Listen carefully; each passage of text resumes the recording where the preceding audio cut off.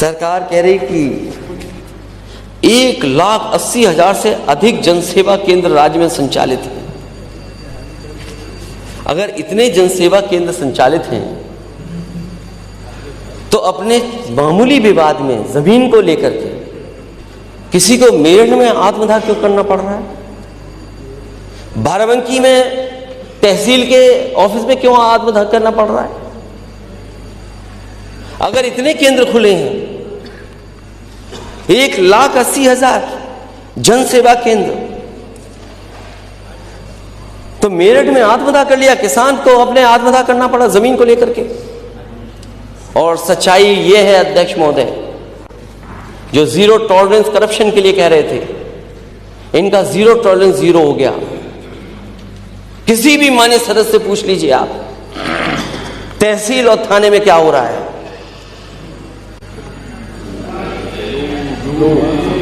इतना करप्शन, इतनी लूट कभी नहीं हुई जितनी हो रही है इस समय।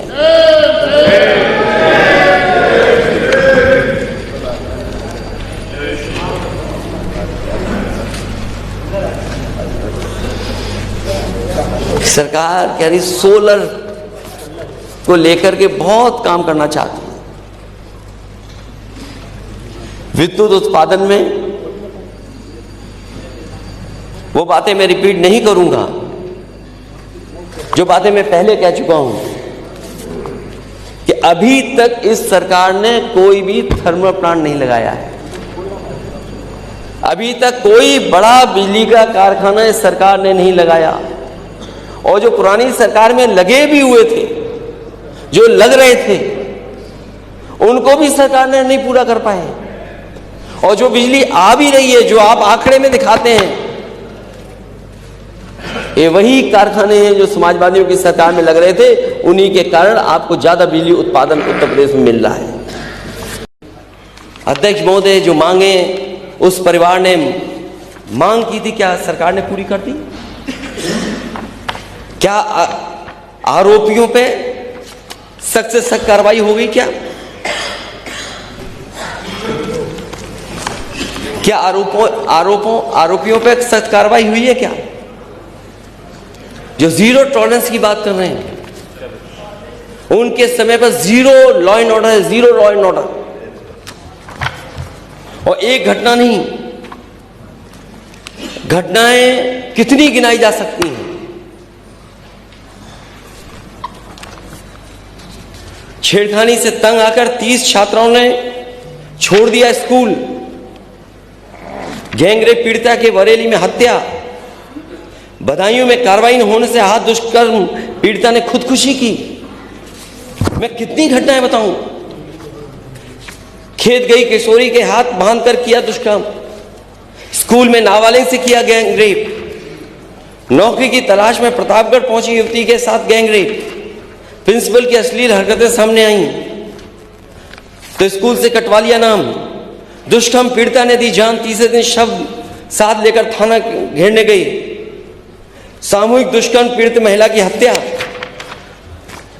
युवती को अगवा कर दुष्कर्म किया। छात्रा को बंधक बनाए तमंचे से बल पर रेप। महिला कांस्टेबल से दरोगा ने किया दुष्कर्म। कितनी घटनाएं मैं बताऊं आपको, न जाने कितनी घटनाएं हैं। और ये सरकार कह रही है कि जीरो टॉलरेंस है। ये सरकार न्यूज कंट्रोल कर रही है। ये सरकार न्यूज कंट्रोल करती है, अपराध कंट्रोल नहीं कर रही है सरकार। और इसी का परिणाम है कि लॉ एंड ऑर्डर, लॉ अलग चल रहा है, ऑर्डर अलग चल रहा है।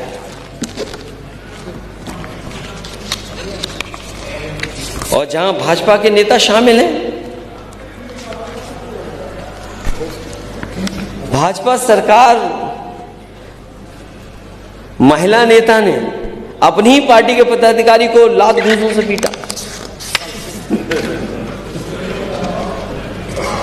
बीजेपी नेता को महिलाओं ने दौड़ा दौड़ा कर चप्पलों से पीटा।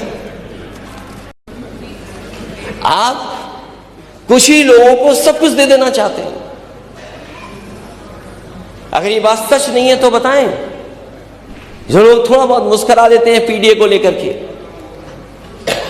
इसीलिए यही हमारा झगड़ा है कि आप कुछ लोगों को सब कुछ देना चाहते हो और जो ज्यादा है आबादी में उसको नहीं देना चाहते हैं। अपॉइंटमेंट्स क्या हो रहे हैं, क्या उसमें जो अपॉइंटमेंट्स हो रहे हैं पीडीए के हिसाब से हो रहे हैं कि पीडीए को मिल रहा है कि नहीं मिल रहा उसमें? इसीलिए आप डायरेक्टर क्या कर रहे हैं, आप डायरेक्टर नहीं दे पा रहे परमानेंट लखनऊ में, जहां पर मरीज सबसे ज्यादा आता है। अगर सरकारी अस्पतालों का आप हिसाब किताब लगा लेंगे ओपीडी, तो लाखों लाख लोग उत्तर प्रदेश के लखनऊ आते होंगे इलाज के लिए।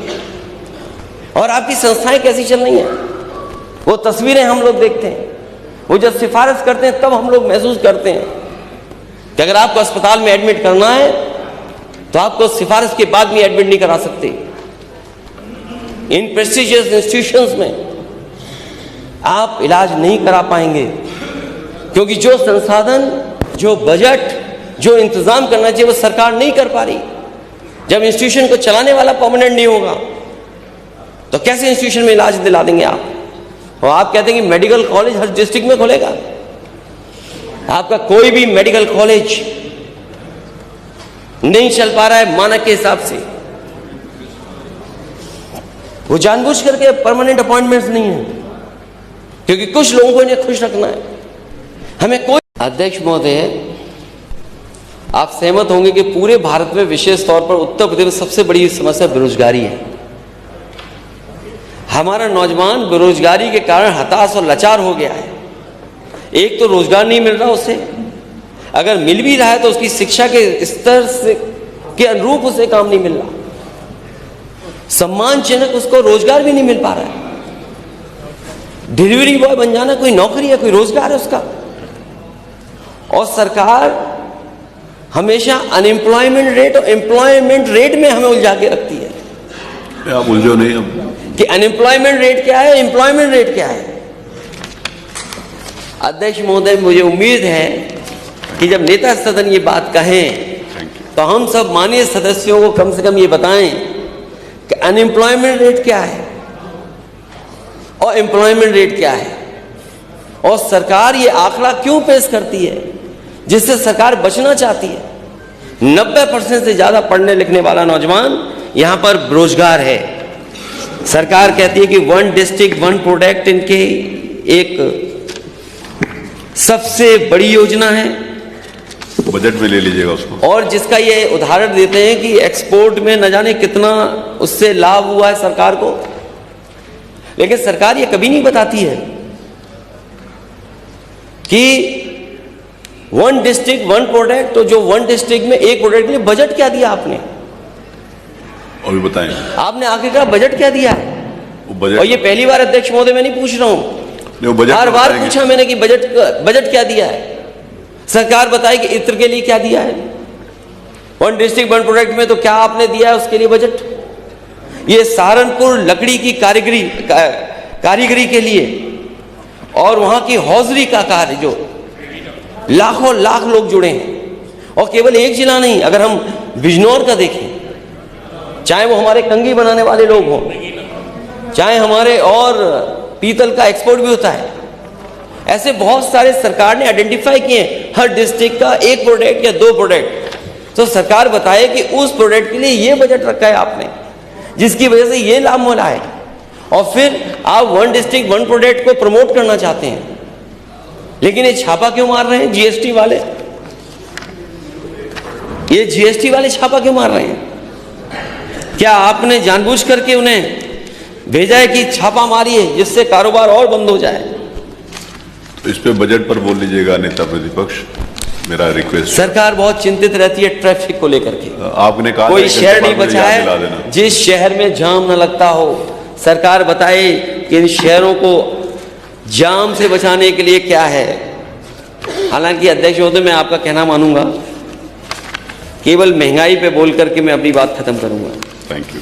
हालांकि बिंदु और भी हैं, सब पे टैग है मेरा इस बार। उसके बाद फिर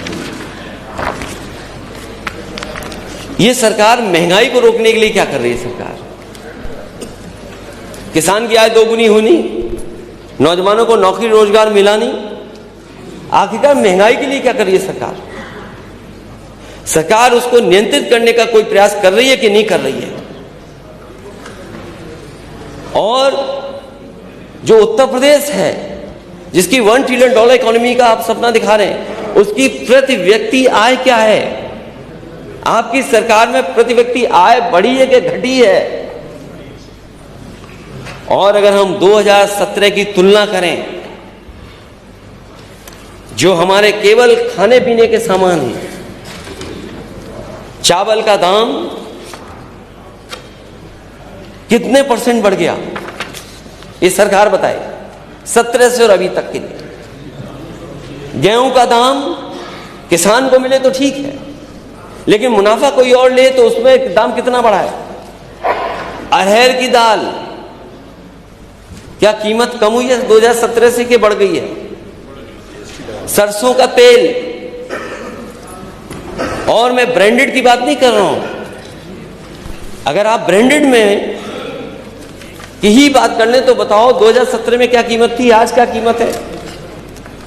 प्याज का दाम, दूध का दाम, और हर सब्जियां आप उठा लो, लहसुन से लेकर के कोई किसी का दाम ये सरकार बताए। ये तो सब्जियां और अनाज और सब चीजें हो गई। ये सरकार बताए जो नमक का कसम दिला रही थी कि 2017 में नमक की कीमत क्या थी और आज दाम क्या है, ये सरकार बताएगी।